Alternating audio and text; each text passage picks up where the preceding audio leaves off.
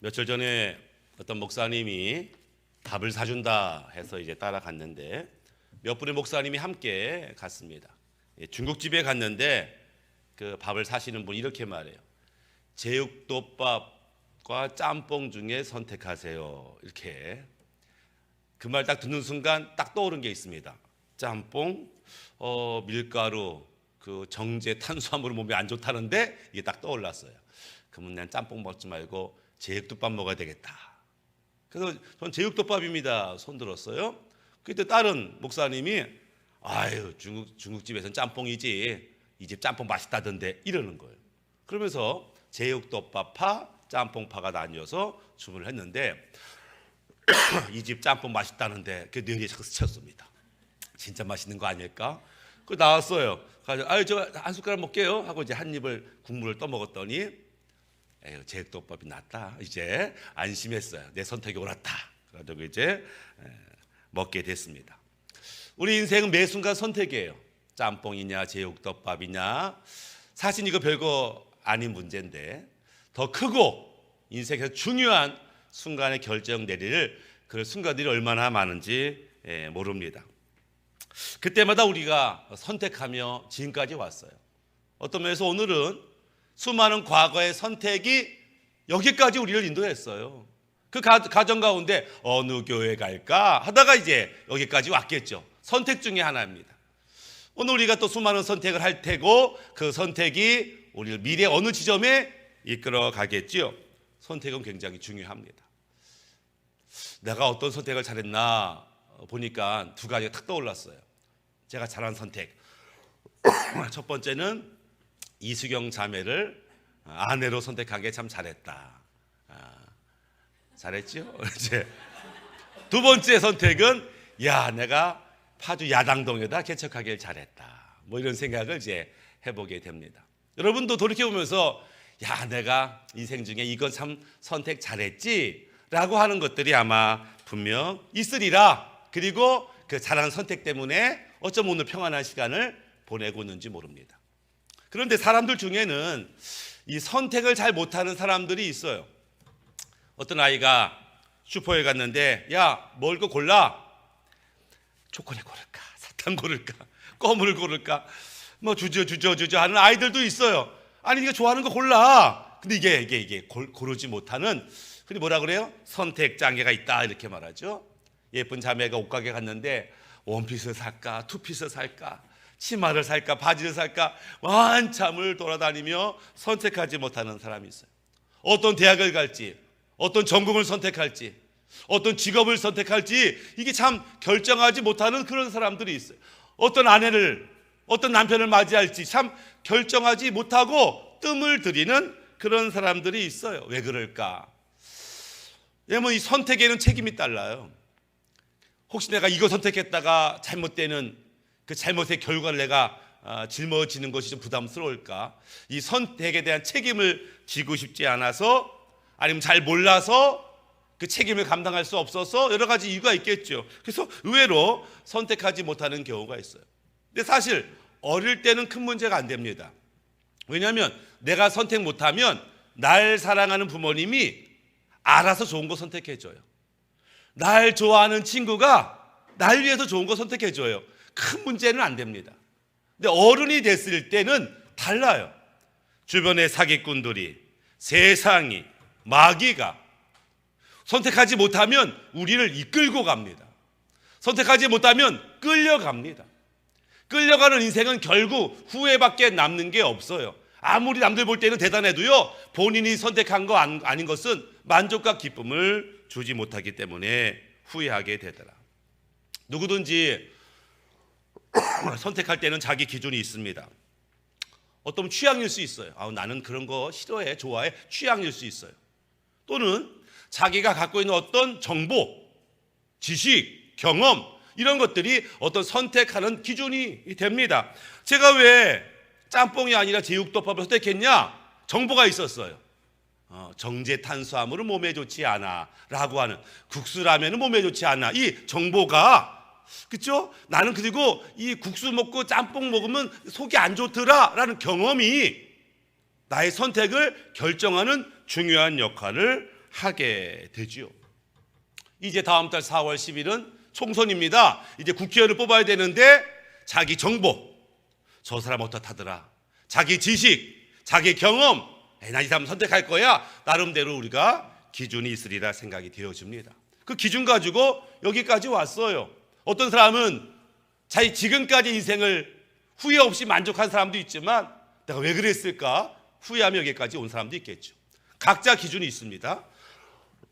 근데 문제는 뭐냐면 나의 기준이 옳은가, 나의 기준에는 문제가 없는가를 좀 봐야 됩니다. 내가 알고 있는 그 정보가 사실인가, 그 지식, 그 경험이 진짜 옳은가, 이걸 점검해 봐야 됩니다. 그렇지 않으면 앞으로 내가 수많은 선택의 과정에서 잘못된 선택을 할 것이고 실수하게 될 것이고 후회하게 될 것이 뻔하기 때문에 그래요. 주식하시는 분들, 특별히 개인들을 우리 개미 투자자라고 하잖아요. 개미 투자자들이 실패를 많이 합니다.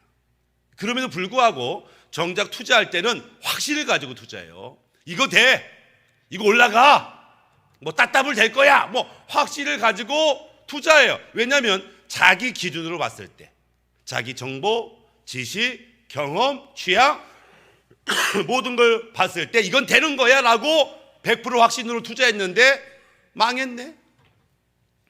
그러면 나의 선택과 판단의 기준에 문제가 있다라고 하는 거예요.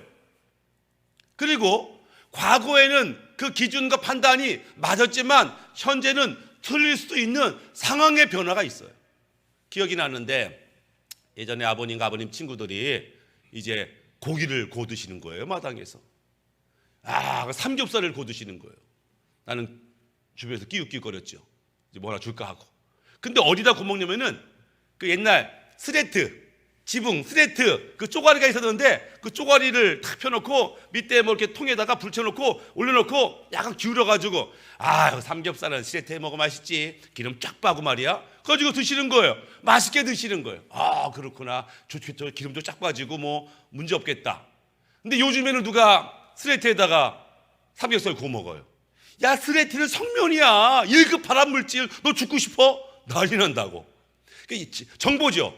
스레트가 유용하다는 생각과 아니야, 그 재료 성면은요 1급 발암물질이라고 하는 정보, 이 차이가 행동을 완전히 바꾸게 된다. 옛날에 맞았는데 지금은 틀려요.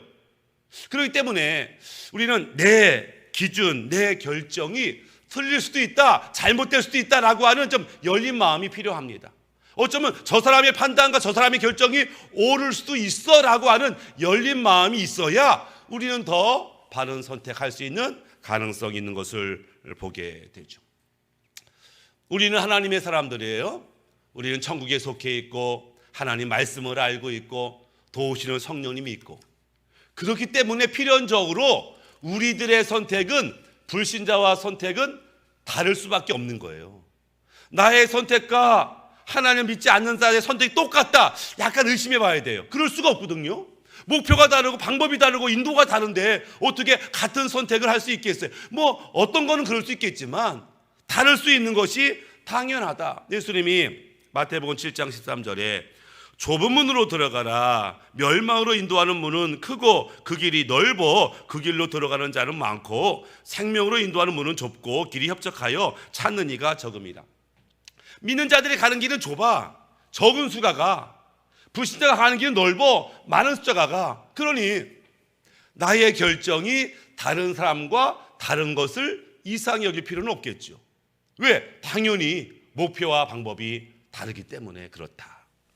오늘은 아브라함과 롯, 조카 롯, 이들의 관계, 이들의 삶을 통해서 어떤 선택을 하는 것이 정말 지혜로운 선택, 생명을 살리는 선택인가를 좀 살펴봤으면 좋겠습니다. 그래서 이제 우리가 이제 이후로는 더 나은 선택을 할 수 있기를 주님의 이름으로 축복합니다. 아멘. 창세기 13장 본문의 상황은 이렇습니다. 아브라함이 부자가 됐어요. 롯도요 부자가 됐어요. 많은 하인들이 있었고 많은 소, 양, 염소, 가축이 있었어요. 이들은 직업이 목축업입니다. 근데 목축은 물이 필요하고 풀이 필요하죠. 근데 점점점 짐승은 많아지는데 목초지는 한정이 있으니까 물론 멀리 가는 거 당연히 힘들죠. 이게 점점 어떻게 자꾸 부딪혀. 야, 내가 먼저 왔잖아. 내가 먼저 물 먹일 거야. 야, 물 조금밖에 없는데 다 먹으면 다 뭐 먹냐? 야, 내가 어디 가기로 정했는데 네가 그 목초지 가면 어떡해? 막 다툼, 싸움, 충돌이 생긴 거예요. 그리고 이들이 머무는 베델 지역은 이들만 사는 게 아니에요. 이미 그 지역에 살던 사람이 있었어요. 그러니 그 목초지가 여유가 그렇게 많지가 않으니까 이 상황적으로 충돌, 부딪히는 것이 많아질 수밖에 없어요. 아니, 가족인데 이게 얼굴 붉히고 싸우는 것도 한두 번이지. 아브라함이 아마 안 되겠다, 이렇게 해서는 안 되지 라는 생각을 했던 것 같아요. 그래서 조카를 불러다가 아무래도 야, 우리가 삼촌과 조카 사이에 이것 가지고 야 입술하면 되겠냐, 우리 한번 넓은 지역으로 우리 옮기자, 이게 결정했던 것 같아요. 그러면서 조카 롯에게 먼저 그 선택권을 양보합니다. 보통은 야, 삼촌이 어른이니까 어른이 먼저 선택하는 게 맞지, 이럴 수 있죠. 그러면 조카 롯도 그럼요, 삼촌이 먼저 선택하세요, 이럴 텐데 아브라함은 그 선택권을 양보합니다. 사실은 그 선택권이라는 것이 최상의 조건을 가지고 최상의 것을 선택할 수 있는 기회인데 아브라함이 그 기회를 포기해요. 그건 지혜로운 게 아니죠. 아니, 먼저 선택할 수 있는 지혜를 어쨌거나 조카를 위해서 포기하고 양보합니다. 그 조카가 이제 나머지 것들을 선택하죠. 근데 생각해 본 거예요. 왜 삼촌인 아브라함은 먼저 선택할 수 있는 기회, 어쩌면 당연한 기회를 왜 포기했을까? 왜 조카에게 양보했을까? 이런 생각을 해보게 됩니다. 그러면서 깨닫는 것이 아브라함에게 있어서는 동쪽으로 가나 서쪽으로 가나 북쪽으로 남쪽으로 가나 선택하는 게 별로 중요한 문제가 아니었구나를 보게 됐어요. 조카, 네가 먼저 선택해. 어디든지 괜찮아. 네가 뭘 선택하는 게 아브라함에게는 크게 문제되지 않았다라는 거예요. 그들이 생각했다라는 거예요. 왜 그럴까? 선택은 중요한 건데, 중요하거든요. 근데 아브라함은 뭐든지 괜찮아, 이런 반응을 보이고 있더라. 왜 그랬을까? 그 이전에 바로 어떤 경험을 했어요. 하나님 말씀 따라 가나안에 왔는데 이 아브라함의 가족들이 와보니까 기근이야, 와보니까 흉년이야, 못 살겠어, 어떻게 하면 좋지 하고 고민을 했어요. 아브라함이 야, 듣자니까 요 옆에 애굽 땅에는 목초지가 넓다는데 물이 많다는데 살기 좋다는데 척박한 이 땅보다는 거기가 낫겠지라고 판단한 거예요. 그리고 문화 문명이 달라요. 애굽은요 선진국이야. 이런 후진국과 달라. 그러니 생활 여건도 당연히 좋겠지. 또 많은 사람들도 지금은 일단 애굽에 가는 게 좋아요. 대부분의 마을 사람도 그렇게 평가하고 있으니 당연히 아브라함도 그럼 나도 애굽에 가겠다고 합리적인 선택을 했다고. 그런데 문제는 예상치 못하는 상황들이 계속 벌어지는 거예요. 목숨의 위협을 받고 급기 아내를 빼앗기게 되고 막 혼란스러운 상황 속에서 하나님의 개입을 경험합니다. 내가 믿는 하나님, 내가 따르기로 했던 그 하나님은 애굽의 바로가 꼼짝을 못해. 애굽의 수많은 시인이 꼼짝 못하는 위대한 하나님임을 발견해. 와, 이 하나님과 함께라면 무엇이든지 어디든지 불가능이 없겠네. 그리고 베델로 돌아와서 처음으로 한 것이 하나님께 제사하고 여호와의 이름을 불렀다, 여호와께 기도했다, 여호와 동행하는 인생을 사는 거예요. 하나님 동행하니까 하나님이 형통의 복을 주었는데 이제 또다시 선택의 기로에 섰어요. 그때 아브라함이 경험적으로 깨달았겠죠. 장소가 중요한 게 아니야. 가나안, 애굽, 광야, 이게 중요한 게 아니야. 하나님과 함께 하냐, 이게 중요한 거였어. 그러니 조카, 네가 원하는 대로 가. 하고 싶은 거 해. 삼촌은 괜찮아. 속마음 뭐예요? 하나님이 나와 함께 하시는데, 이런 것이 있겠죠. 그래서 양보할 수 있는, 선택을 어떤 포기할 수 있는 그런 여유가 있었는지 모르겠습니다. 성경을 묵상하다 보면 우리가 선택의 상황에서 어떻게 선택하는 것이 가장 좋은 선택인지를 성경이 알려줍니다. 몇 가지를 추려봤더니 이런 게 나와요. 첫 번째, 우리가 선택을 할 때에 선택을 방해하는 우리 안에 있는 죄, 악한 영, 세상의 사상을 끊어내는 거, 이거 굉장히 중요합니다. 그 내 안에 바른 선택을 방해하는 혹시 죄가 있을까? 악한 영이 방해하는 거 아니야? 이것들을 알고 먼저 제거하는 작업이 필요하다. 또 선택할 때 분주함, 조급함은 잘못된 선택을 가져옵니다. 급해 빨리 선택해. 이럴 때는 10중 8구 실수합니다. 하나님 우리를 그렇게 인도하지 않아요. 조급함이 있어요. 분주함이 있어요. 그럴 때는 결정을 미루셔야 됩니다. 더 생각해보고 더 기도해보고 내일 결정할게 라고 미루는 것이 현명해요. 세 번째는 외부의 압력, 내부의 두려움이 있으면 내 마음에 평안함이 올 때까지 부르짖어 기도할 필요가 있어요. 네 번째는 혹시 이 상황에서, 이 결정의 순간에서 내게 하시는 주의 말씀이 혹시 없나? 주의 말씀을 찾아야 되고 그 말씀을 듣고 결정한다면 우리는 정말 바른 선택을 할 수 있겠죠. 말씀은 어둠 가운데 거하는 등불이기 때문에 하나님 내게 하시는 말씀과 음성을 들으면 우리는 바른 선택을 할 수 있으리라 생각되어집니다. 롯을 한번 생각해 보겠습니다. 삼촌이 너 먼저 선택해라 이랬더니 창세기 13장 10절에 이에 롯이 눈을 들어 요단 지역을 살펴본즉 소알까지 온 땅이 물이 넉넉하니 여호와께서 소돔과 고모라를 멸하시기 전이었으므로 여호와의 동산 같고 애굽 땅과 같았더라. 와, 물이 많아요. 목초지가 많아요.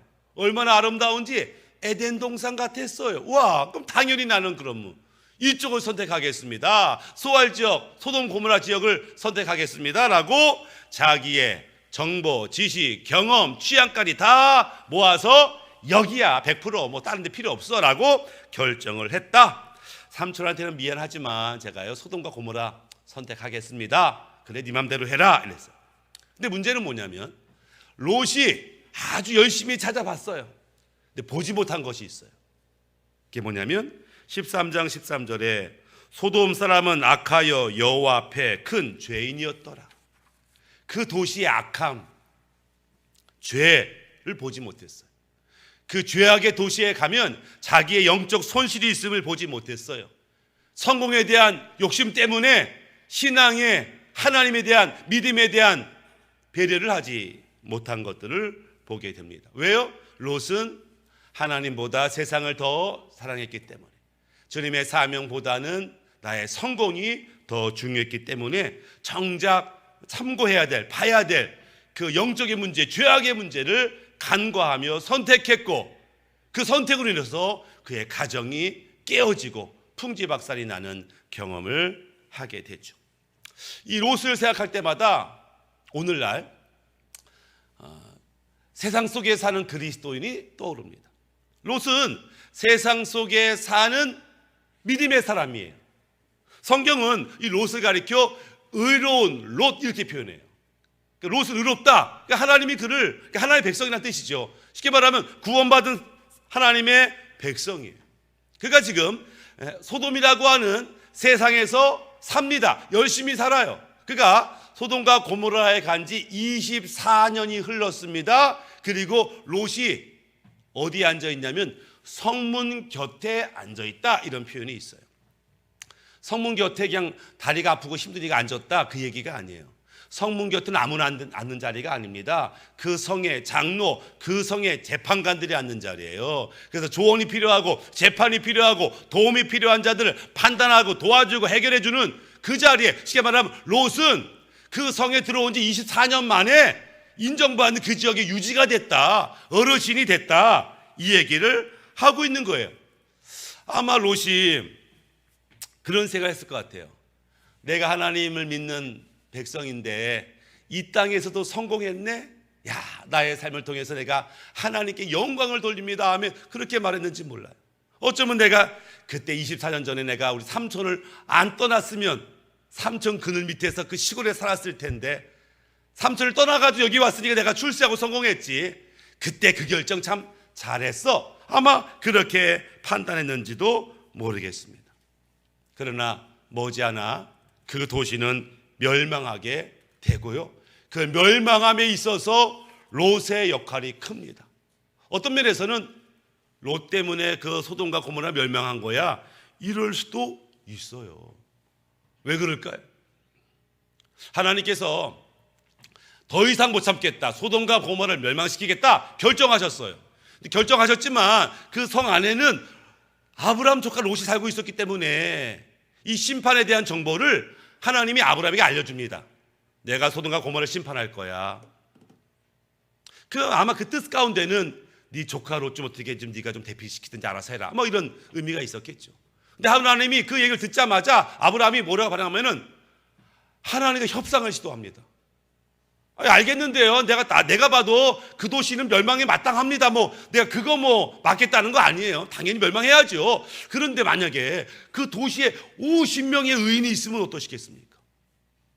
그러면 의인 억울하잖아요. 그러니까 하나님이 그래? 50명의 의인이 있어?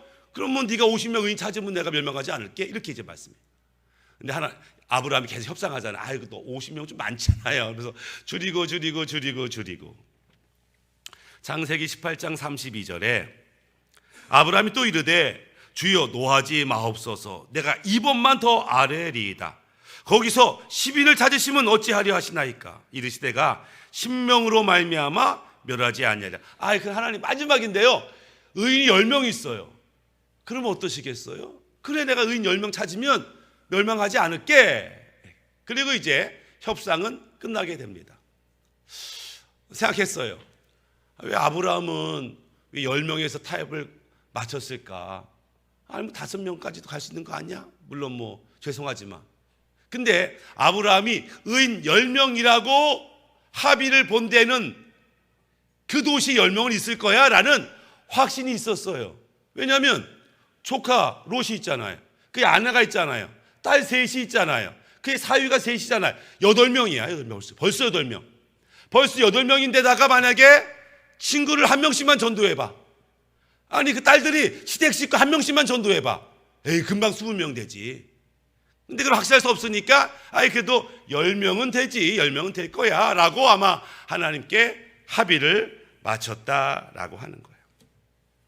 그런데 20명은 고사하고 10명도 되지 않고 10명은 고사하고 사이들마저도 믿음이 없는 것이 확인되었어요. 왜 그러냐면 롯과 롯의 가족은 영혼 구원에는 관심이 없었어요. 신앙에는 별로 관심이 없었어요. 직장 동료 전도할 마음이 별로 없었어요. 시댁 식구 전도할 마음이 별로 없었어요. 친구 교회 데려올 마음이 별로 없었어요. 자기 딴에는 성공한 그리스도인, 하나님께 영광 돌리는 인생을 살고 있어, 이렇게 말했는지 모르지만 정말 하나님이 중요하는 영혼은 구원하지 못하고 관심도 없었어요. 결국 그가 어둠의 도시에 와서 빛의 역할을 감당하지 못하니까 결국 그 도시는 구원함을 받지 못하고 심판을 받게 됐는데, 물론 그 도시의 죄악 때문이지만 의인이 없어서고, 그 의인이 없는 건 먼저 그 가운데 사는 의인 롯과 그의 가족들이 하나님의 뜻, 사명에는 전혀 관심이 없었기 때문에 그의 책임을 면할 수도 없다라고 하는 거예요. 그래도 하나님께서는 아브라함을 생각하사 롯의 가족을 구원하기로 원하셨어요. 야, 곧 심판이다, 빨리 나가라. 곧 재앙이다, 빨리 나가라. 이거는 뭐 특별 혜택이죠. 놀라운 뭐랄까, 보통 정보가 아니에요. 이거 영적인 비밀을 지금 알려준 거예요. 지금 곧 몇 시간 후면 심판이라고. 그런데도요, 롯의 가족이 미적미적합니다. 왜요? 지금까지 쌓아 올린 내 성공과 업적이 한순간에 사라진다고 하니까 마음이 아픈 거예요. 속상한 거예요.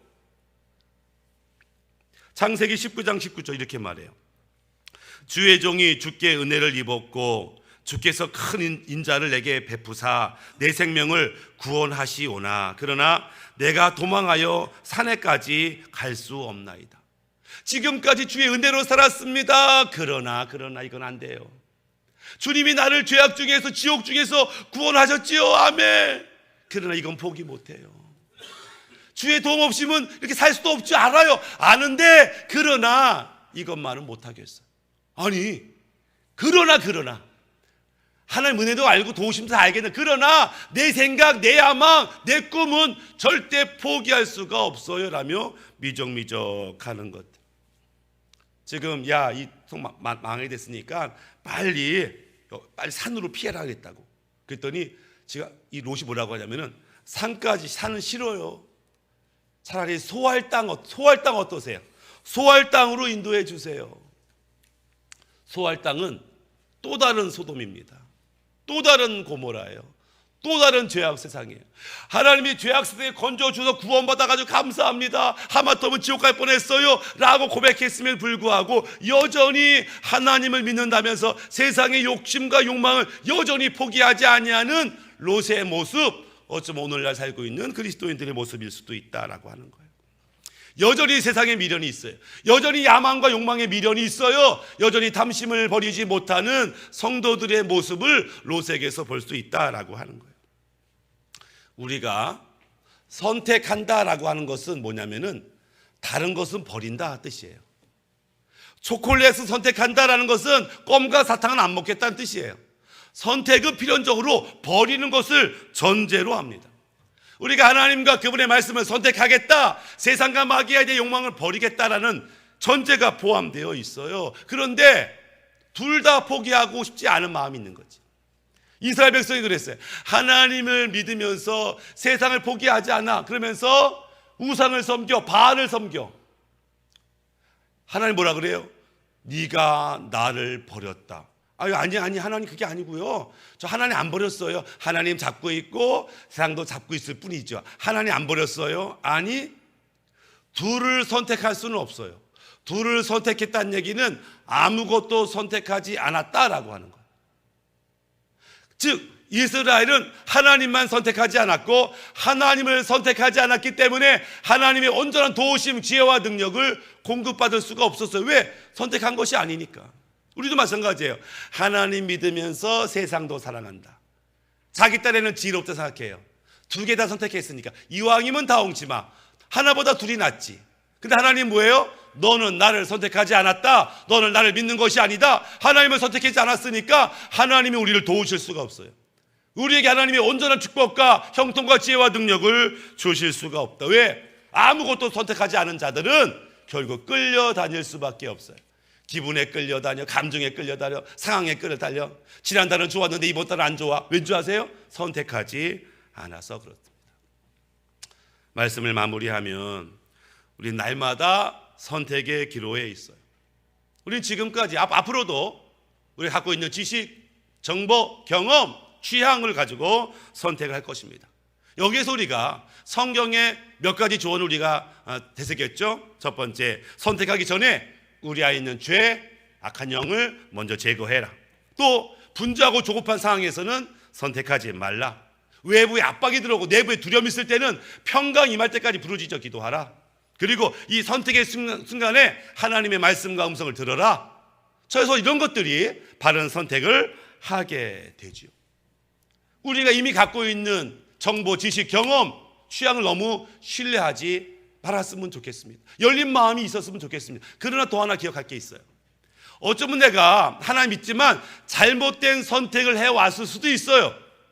근데 사실 잘못된 선택에 너무 낙심할 필요 없어요. 사실은 그게 중요한 거 아니거든. 조카, 네 마음대로 선택해. 삼촌은 괜찮아. 뭘 선택하든지 하나님이 함께 하시면 잘못된 선택마저도 선하게 인도하시는 분이에요. 우리 실수마저도 귀하게 인도하시는 분이 하나님이다. 그렇기 때문에 바른 선택도 중요하죠. 그래서 오직 하나님만 선택한다면 혹시 지금까지 잘못된 삶을 살았을지라도 하나님의 형통과 하나님의 도우심이 우리 가운데 있을 줄 믿고 주님의 이름으로 축복합니다. 아멘.